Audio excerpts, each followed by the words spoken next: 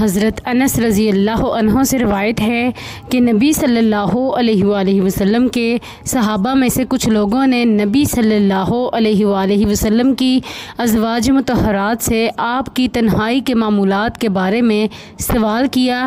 फिर इनमें से किसी ने कहा, मैं औरतों से शादी नहीं करूँगा।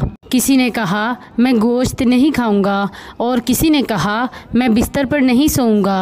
आपको पता चला तो आप सल्लल्लाहु अलैहि वसल्लम ने अल्लाह की हमद की, उसकी सना बयान की और फरमाया, लोगों का क्या हाल है।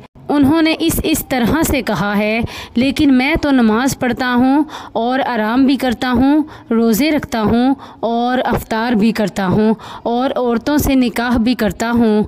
जिसने मेरी सुन्नत से रोग़बत हटा ली वो मुझसे नहीं। सही मुस्लिम हदीस नंबर 3403।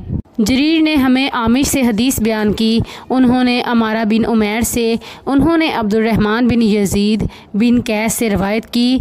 कहा, मैं, मेरे चचा अलकमा बिन कैस और मेरे भाई असवद बिन यजीद बिन कैस हज़रत इब्ने मसूद रज़ी अल्लाह अन्हो की खिदमत में हाजिर हुए। कहा, मैं इन दिनों जवान था।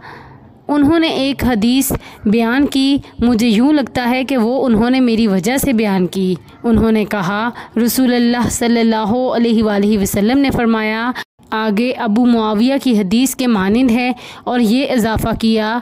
कहा, इसके बाद मैंने ज़्यादा अरसा तौक़ुफ़ किए बगैर शादी कर ली। सही मुस्लिम हदीस नंबर 3401। नबी अकरम सल्लल्लाहु अलैहि वसल्लम ने फरमाया, जब तुम वज़ू करो तो उंगलियों का खलाल करो। सुनन तिर्मिज़ी हदीस नंबर 38।